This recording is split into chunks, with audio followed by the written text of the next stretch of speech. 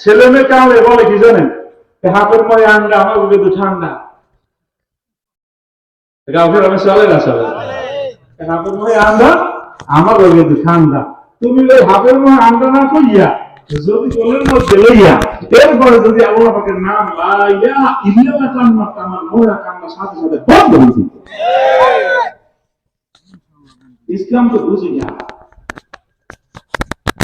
ইসলাম বোঝার মনোমানসিকতা আমাদের মধ্যে নাই, যার জন্য আমাদের অবগত। আমরা মনে করি ইসলাম এত কিছু আছে, আমার নাম ধরে আপনি, আমি চলবো কি, আপনি কি করণীয় কি বর্জনীয়, এটা তো ইসলামের মধ্যে নাই। না, ইসলামের মধ্যে সব আছে, জোরে কর সুবহানাল্লাহ। কারণ আমরা ইসলামের মধ্যে ভেজাল শুরু করছি। কতক্ষণ আল্লাহরে মানি, কতক্ষণ ভগবানের মানি, কতক্ষণ ধারাতারের মানি, কতক্ষণ গড়ের মানি। এই জন্য একটু আগেই বলছি, শুক্রবার নামাজে যাই, এরপর লক্ষ্মী দেবীতে লক্ষ্মী পূজায় যাই, এরপর বছরের শুরুতে আমরা কি করি, পানও জুড়াই, আবার পহেলা বৈশাখ আইতে দেখুন ইলিশ মাছ আর পান্তা ভাত খাওয়ার হিরিক বুঝি, ওইবার হুজুর বোঝে না। আমরা সব বুঝি, ওইটা বুঝি না। জানালা বললে হুজুর লাগে, এরপরে যখন গরু জবাই দেয় মা বাবার নামে, তখন হুজুর লাগে না, তখন হন্দি বোঝে আছে না ভাই। এই জন্য বলছি বাজান, 4 বছর হুজুর লাগে, হুজুর ইমানে পাক আমলের বয়ান দেন, খুব ভালো লাগে। হুজুর যেখানে বয়ান না করেন খুব ভালো লাগে। আমার কাছে হুজুর অমুক নবীর ঘটনাটা করেন, খুব ভালো লাগে। আমি যদি কই আপনি গাঁজা খাইবেন না, বেপরদা চলবেন না, স্ত্রী পর্দার মধ্যে রাখবেন, ছেলে মেয়েকে মাদ্রাসা পড়াইবেন, অজ্ঞ কইন না। টিভির কথা হুজুর অজ্ঞ কইন না। ওই কিছু কিছু জায়গায় গেলে কয় হুজুর টিভির কথা কওয়া লাগবে না, কারণ আমি বুঝি ওই দুধুর ঘরে টিভি আছে। কথা বলে কিন্তু সুদ ঘুষের কথা বলবেন, তার আমরা বুঝতে লাই ওই দুধ হইতে জড়িত আছে। ওই চাঁদপুর আমি গেছি, এখন আমি ওই বিভিন্ন কাজে আলোচনা এদিক দিয়ে ওদিক দিয়ে করতেছি, অশান্তি। এই দেখবেন জনগণের লাগে চেয়ারম্যান লাগে মিলতেল নাই, আওয়ামী লীগের বিএনপির লাগে মিলতেল নাই, অমুকের লাগে অমুকের লাগে মিলতেল নাই, এর মসজিদে ইমাম এবং কমিটির লাগে মিলতেল নাই। বাস্তবিক পক্ষে ওই জায়গায় মসজিদে ইমাম আর কমিটির লাগে বাজাবাজি, হ্যাঁ আমি জেনে নিই। কারণ মা বলে শেষ টেস করে খাই দিয়েছি, আর ইমাম সাহেব আমার ছাত্র, আর চেহারাটা দিয়ে বেজার। কি হয়েছে, এই হয়েছে কি কয়, আমরা ওই কইছেন যে মসজিদের ইমাম এবং কমিটির লাগে মিলতেল নাই, এই কইছেন এই যে কমিটির আর আমার লাগে খেপছে। আমি কিয়া কয় কমিটির লাগে আমার লাগে বাজাবাজি, আপনি যে কয় শুরু আছে না আমার এই 10 হুজুর লাগে কইছো ভাই, আমাদের কর্নার বল বুঝে না হুজুর লাগে আমি কই না, হ্যাঁ কইছি, হ্যাঁ হনে কেনা কয় তুমি তোমার ওস্তাদ তো এই জন্য কইছো, আমাকে ইজ্জত কইছো।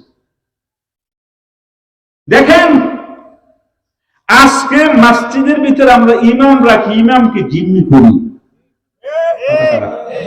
বেতন দাম কয় টাকা, হ্যাঁ 3000 4000।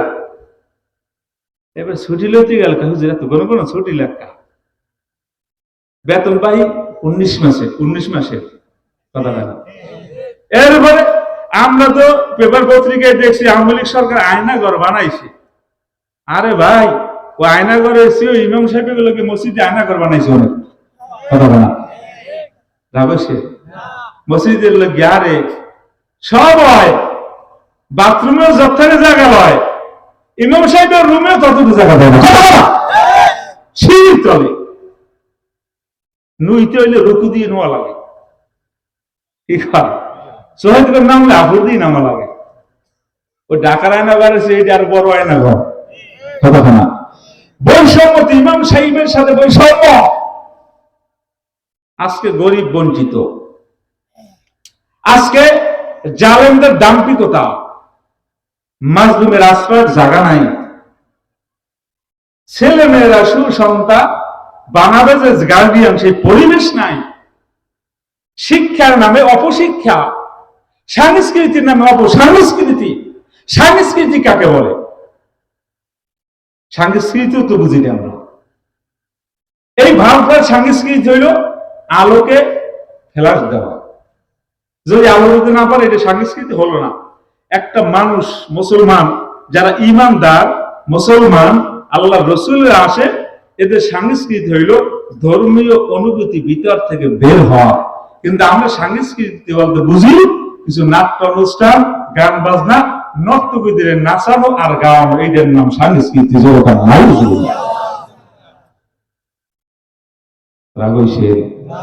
কথা হয় না। তাহলে যারা বলে হিন্দু ধর্ম বলে পুরনো ধর্ম, ইসলাম ধর্ম নতুন ধর্ম, না, আপনি বোকার সাথে বসবাস করতেছেন। আল্লাহ পাক রব্বুল আলামিন সর্বপ্রথম পাঠাইছে কারে? জোরে বল, আরো জোরে বল। আদম আলাইহিস সালাতু ওয়াস সালাম হিন্দু ছিলেন নাকি? সনাতন ধর্ম না মুসলমান? মুসলমান শব্দের অর্থ হইলে বাজান সারেন্ডার করা। আদম নবী আল্লাহর কাছে সারেন্ডার করছে কি করে না? আল্লাহ পাক রব্বুল আলামিন যখন নাকি আদম নবীকে দুনিয়ার ভিতরে পাঠাইলেন, মা হাওয়া স্মরণদ্বীপ, আদম নবী না, আদম নবী স্মরণদ্বীপ, মা হাওয়া যেরকম না। আরো যেরকম এর জায়গায় অনেক তথ্য লুকায়িত আছে। আদম নবীরে দূরে ফেলাইছে, মা হাওয়াকে দাঁড়ে ফেলাইছে। কারণ কি জানেন? মহিলারা দুর্বল। পুরুষ 80 কেজির ওজনের বস্তা লইতে পারে, মহিলারা দিলে চিত্তটান। এই শরীরেই আবার কয় কি জানেন? কয় সমান অধিকার চাই। চালান আছে 10 কেজি চালা আর 80 কেজির লাগে পাল্লা দেয়। এটা সম্ভব কোনদিন? কর আরো ধরে কন। সমান অধিকার নাম কি? অর্থ কি? সমান সমান।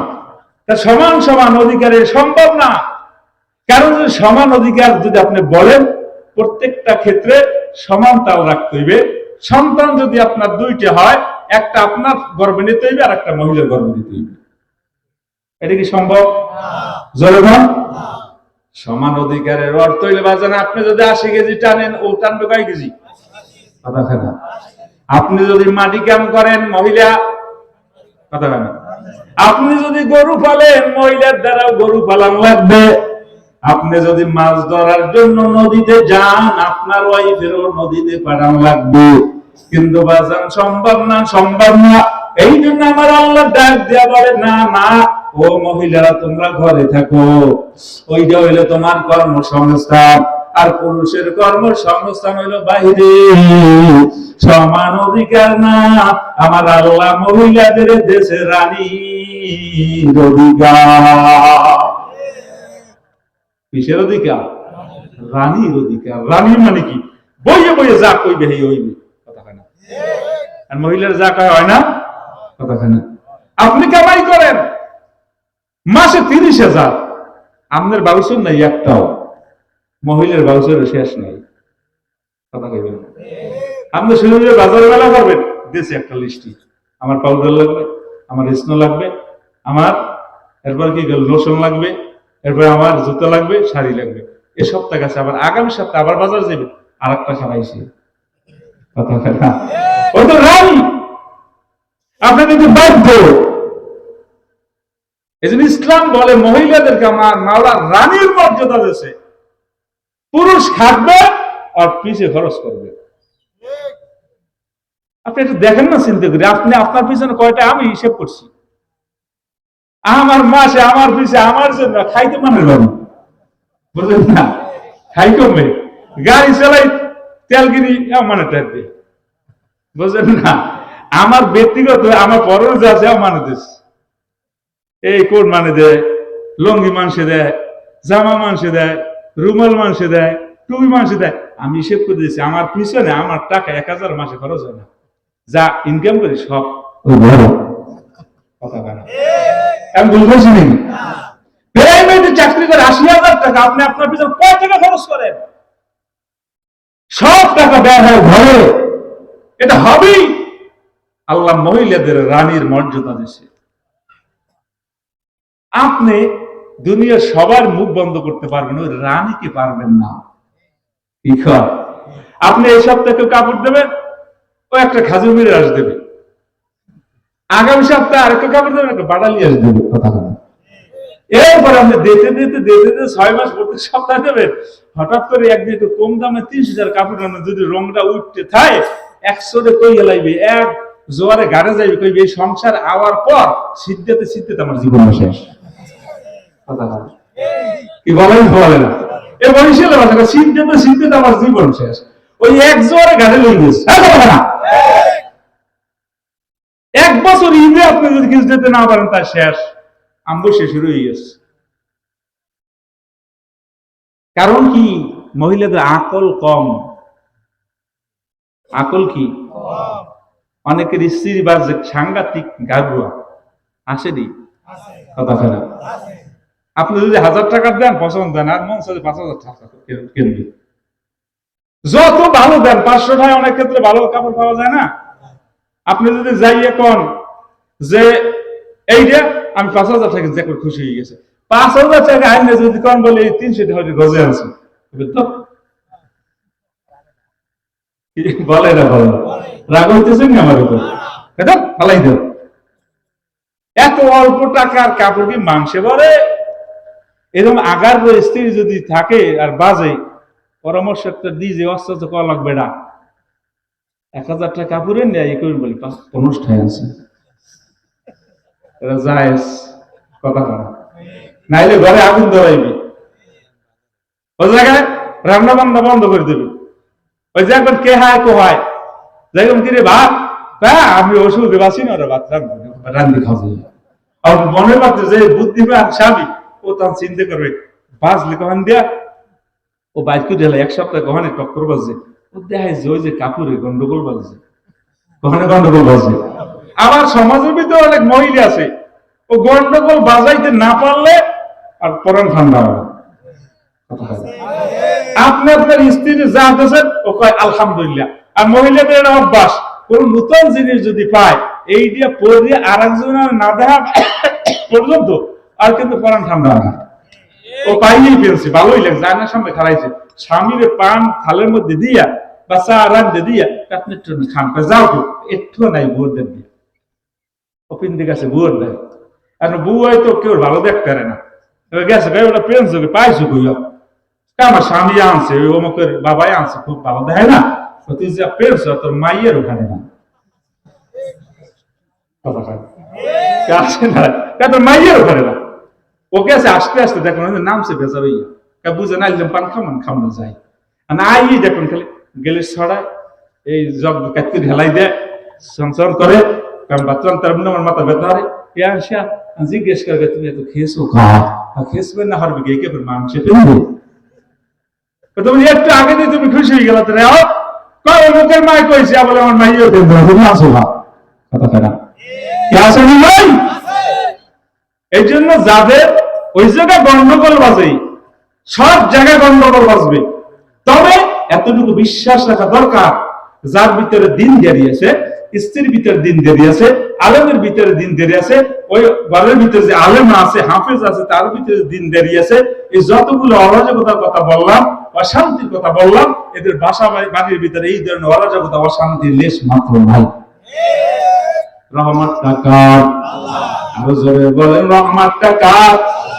অনেক আল্লাহর বান্দারা বলে হুজুরের বউ ভালো হয় কথা বাস্তব ঠিক হুজুর বউরা হুজুরের ভালো হয় পাইবে না করবে কি আল্লাহ রসুলের শিখানো আদর্শ অনুযায়ী আমরা চলি আমাদের যদি বলেন যে হুজুর ভাত রাঁধতে পারেন পারি কথা কেনা আল্লাহ পারে না পারে না তরকারি করতে আলু কয় প্রকার কুড়িতে হয় জানেন আপনারা এত জানবেন না অনেকেই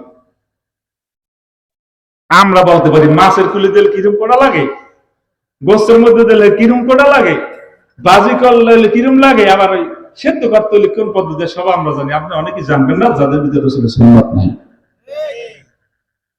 আমরা রান্না করতে পারি তরকারি রাঁধতে পারি ভাজতে পারি যেরকম বলবেন সেটা সব পারি আমরা সময় পাইলে স্ত্রীর কাজের সহযোগিতা করি তখন স্ত্রী আমনি স্বামীর প্রতি মায়ের হয়ে যায় আর আপনি তো ওসি ডিসি দারোগা র্যাব কোবরা বিমান বাহিনী সবাই যেটা আরে বাইরে ভালোই হাসিটি শিয়ালে ঘরে দারোগা হিসেবে ঢুকছে কথা খায় ভাত কই ভাত বাড়া থাকবে না দেরি শিখা এরপরে বাজার থেকে মাছ আনে গোছ আনে যা টাকা নেই আরে খানা খাইতে বইয়া স্ত্রীর সবসময় দেয় স্বামীর কল্লাটা কথা কেনা মুরগি আনলে ভালো ভালো বুঝতো আর এই এমন ডাইনি ভাবে কিছু তাকায় না, শুধু খায় আর খায়।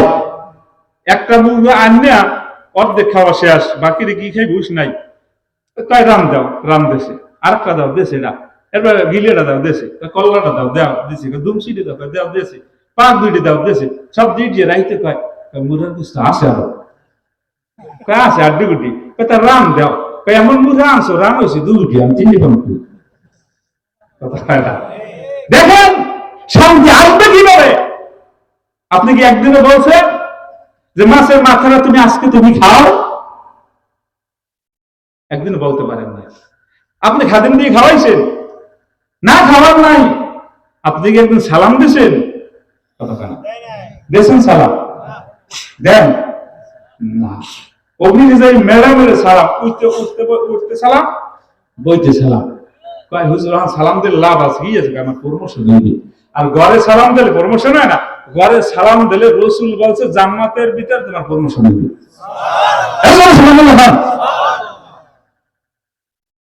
সবাই সালাম দেওয়া যায়, স্ত্রীর সালাম দেওয়া আসলে একটা কষ্ট।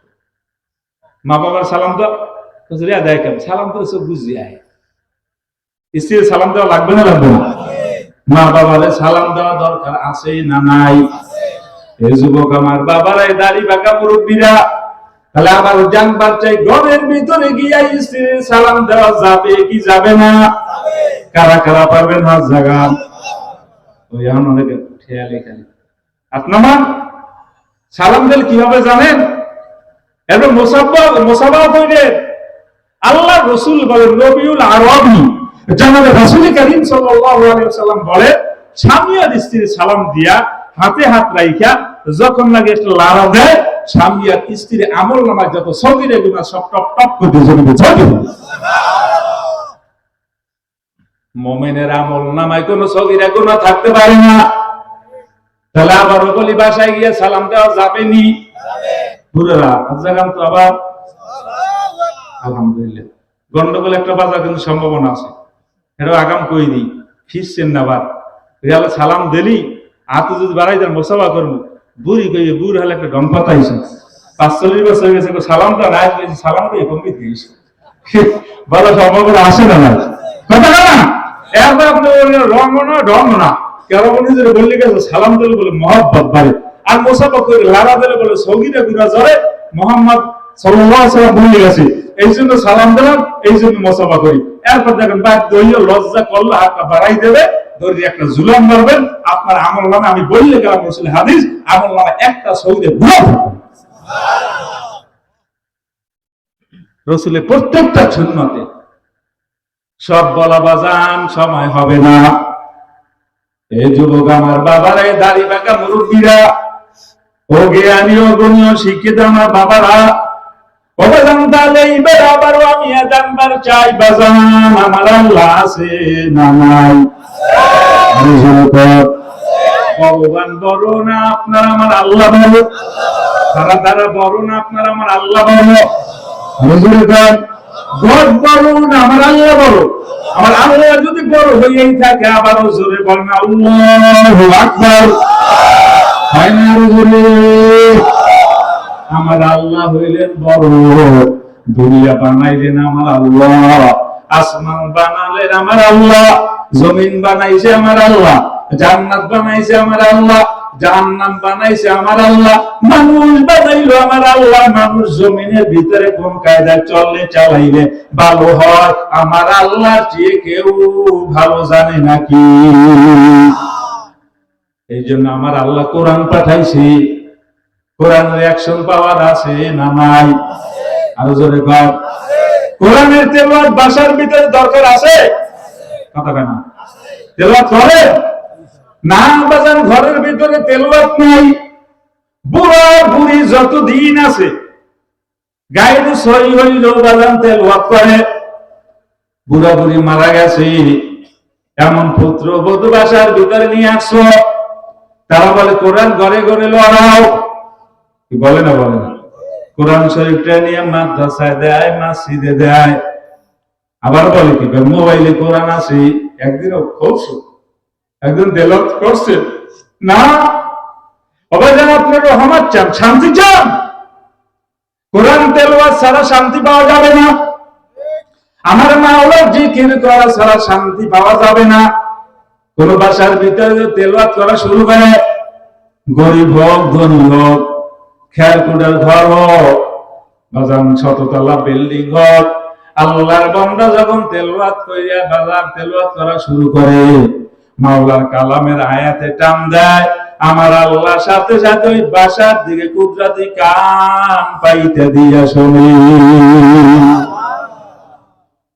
আমার আল্লাহ ডাক দিয়ে বলে, ফেরেশতা, খেরকুটা ঘরের থেকে কিসের আওয়াজ আসে? বিল্ডিং এর ভিতর থেকে কিসের আওয়াজ আসে? ফেরেশতারা ডাক দিয়ে বলে, আল্লাহ গো, তোমার কালামের আওয়াজ। হযরত আবু বকর সিদ্দিক রাদিয়াল্লাহু তাআলা আনহু তেলাওয়াত করেন, কাফের বেঈমান বেদিনদের ছেলে মেয়েরা বীজ জমাইয়ে ফেলায়। আল্লাহর নবীর কাছে নালিশ দায়ের করলেন, আসছে বলে, মুহাম্মদ, সবাই বলি সাল্লাল্লাহু আলাইহি ওয়াসাল্লাম, আপনারা আবু বকরকে নিষেধ করেন সে যেন জোরে তেলাওয়াত না করে। আল্লাহর হাবিব বলে, আবু বকর জোরে জোরে কোরআন তেলাওয়াত কইরো না। আবু বকর সিদ্দিক রাদিয়াল্লাহু তাআলা আনহু বলে, হ্যাঁ হুজুর, করব না। আবু বকর সিদ্দিক রাদিয়াল্লাহু তাআলা ঘরের ভিতরে যাইয়া কোরআনের আয়াতে টান মারছে। কোন সময় আওয়াজ বড় হয়ে গেল, আবু বকর সিদ্দিক রাদিয়াল্লাহু তাআলা টের করতে পারে নাই। ইহুদি এবং নাসারাদের ছেলে মেয়ে দৌড়াইতে দৌড়াইতে আবার ভিড় জমাই বেড়াইল। তারা যে আবার নালিশ দিল। আল্লাহর হাবিব আবু বকর সিদ্দিক রাদিয়াল্লাহু তাআলা জিজ্ঞাসা করে, আবু বকর, তোমার তো বললাম জোরে তেলাওয়াত করবা না, এরপর জোরে তেলাওয়াত কেন করলা? আবু বকর সিদ্দিক রাদিয়াল্লাহু তাআলা ডাক দিয়ে বলে, ইয়া রাসূলুল্লাহ, ইয়া হাবিবাল্লাহ, আমি তেলাওয়াত শুরু করছি, আজকে কোন সময় আওয়াজ বাইরে গেছে আমি জানি না। এই মুসলমানের ঘরের সন্তানেরা, আবু বকর সিদ্দিক রাদিয়াল্লাহু তাআলা আমার মাওলারে এমন ভাবে মানছে, আল্লাহর হাবিব সাল্লাল্লাহু আলাইহি ওয়াসাল্লাম আবু বকর সিদ্দিক রাদিয়াল্লাহু তাআলা কে নিয়া কালেমার দাওয়াতে গেলেন। চৌরাস্তায় দাঁড়াইয়া নবী আমার ডাক দেয়া, আইয়ুহান নাস কুলু লা ইলাহা ইল্লাল্লাহ তুফলিহু। কাফের বেঈমানরা সহ্য করতে পারে না, আল্লাহর হাবিবের উপরে আক্রমণ করলো। আবু বকর সিদ্দিক রাদিয়াল্লাহু তাআলা এগুলা ফিরাইতে গিয়া আবু বকর সিদ্দিক রাদিয়াল্লাহু তাআলা বেহুশ হয়ে পড়ে গেলেন। আল্লাহর নবীও রক্তাক্ত বেহুশ হয়ে পড়ে গেলেন। আল্লাহর নবীকে নেওয়া হলো, আবু বকর সিদ্দিক রাদিয়াল্লাহু তাআলা কে নেওয়া হলো। আবু বকর সিদ্দিক রাদিয়াল্লাহু তাআলা হুঁশ ফেরে না। রাত্র যখন গভীর হয়ে গেল, দিন পারাইয়া আবু বকর সিদ্দিক রাদিয়াল্লাহু তাআলা হুঁশ ফেরল।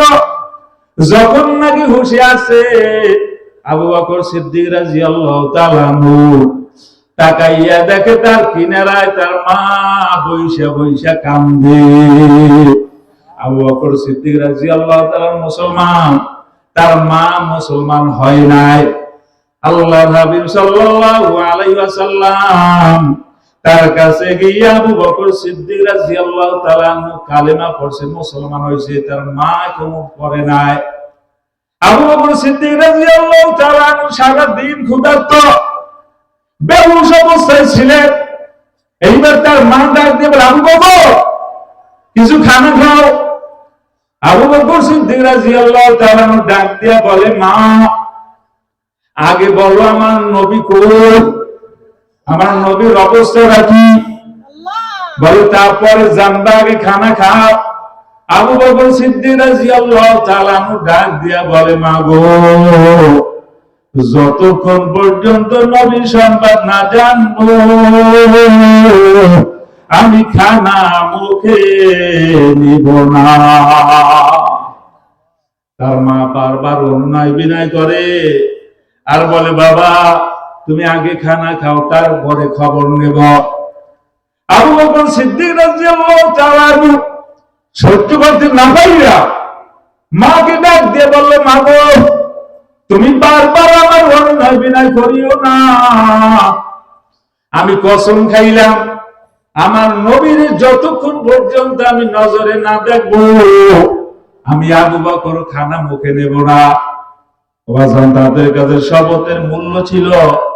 তার মা হয়রান পেরেশান, সকালবেলা ডাক দিয়ে বলে বাবা পরে দেখা যাক, কারণ তুমি অসুস্থ, হাঁটতেও পারো না। আবু বকর সিদ্দিক রাদিয়াল্লাহু তাআলা হাত বাড়াইয়া দিয়া তার মার কাঁধের উপরে হাত দিয়া বলে মা গো, আমার হাত তোমার কাঁধের উপরে, তুমি আমাকে দিয়া চলো। আমার নবীর যদি আমি না দেখি, আল্লাহ আমার নবীর চেহারা যদি আমি নজরে দেখতে না পারি, আমার ভাঙ্গা হৃদয় কোনদিন শান্তি আসবে না, আর আমি খানাও খাবো না। তার মা ডাক দিয়ে বলে বাবা কিতাবের মধ্যে লেখে আবু বকর সিদ্দিক রাদিয়াল্লাহু তাআলা তার মার কাঁধের উপরে হাত দিয়া আরে ঠ্যাং জাগাইয়াও পারা দিতে পারে না, টানতে টানতে টানতে টানতে আল্লাহর নবীর কাছে গেলেন। আল্লাহর নবী দেখার পরে আবু বকর সিদ্দিক রাদিয়াল্লাহু তাআলা জিজ্ঞেস করে আবু বকর কেমন আছো?